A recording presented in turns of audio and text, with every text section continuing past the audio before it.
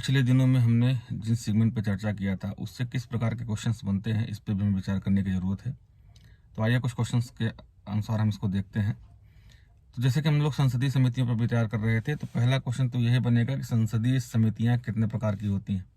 तो जैसा कि हमने आपको बताया था कि संसदीय समितियां कुल 2 प्रकार की होती हैं जी। एक जिसको अस्थायी समिति बोलते हैं, दूसरा तदर्थ या अस्थायी समितियां बोलते हैं।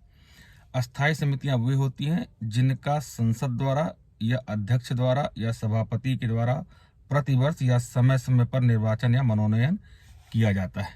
ये अस्थायी प्रकृति की होती हैं।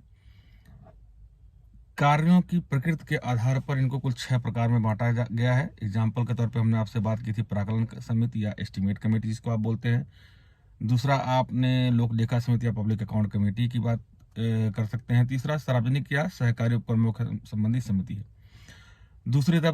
दूसरा होता है तदर्थ समिति। ये ऐसी समितियां हैं जो अस्थायी प्रकृति की होती हैं, जिनका गठन किसी विशेष प्रयोजन से विशेष विधेयक पर विशेष परिघटना पर किया जाता है और इनका ड्यूरेशन तब तक होता है जब तक कि अपना प्रतिवेदन गठनकर्ता के सामने प्रस्तुत ना कर दें।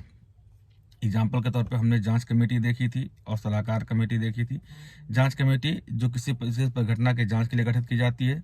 सलाहकार समिति जो किसी विशेष विधेयक पर सलाह देने के लिए गठित की जाती है।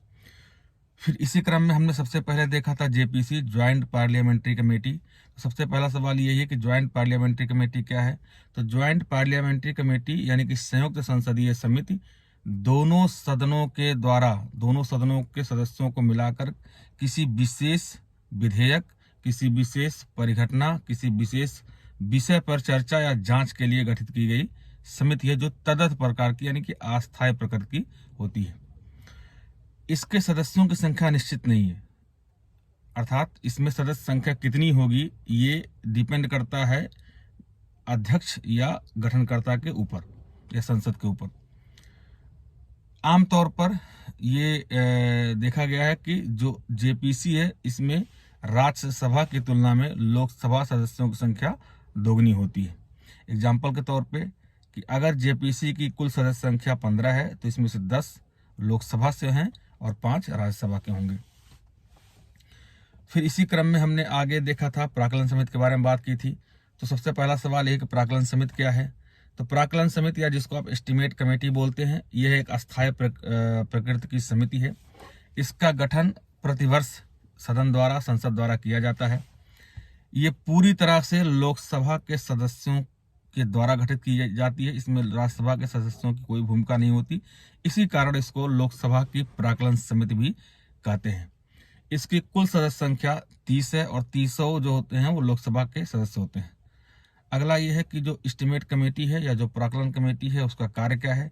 तो एस्टीमेट कमेटी या प्राकलन कमेटी जैसा कि नाम से आपको पता है कि ये सरकार द्वारा फिजूल खर्ची पर रोक लगाती है और एक मितव्ययिता के सिद्धांत को लागू करती है कि सरकार किस प्रकार से बजट के माध्यम से धनों का आवंटन करे ताकि उनका मितव्ययिता के आधार पर उनका आवंटन सुनिश्चित किया जा सके। इसीलिए इसको अस्थायी मितव्ययिता समिति के नाम से भी जाना जाता है। तो इतनी बातें हमने पिछली क्लास में कर ली थी जिससे आपको इस टाइप के प्री के क्वेश्चंस बनेंगे। आगे हम और समिति पर बात करेंगे। आप वहां भी इसी तरीके के क्वेश्चंस को डिजाइन करने की कोशिश करिए।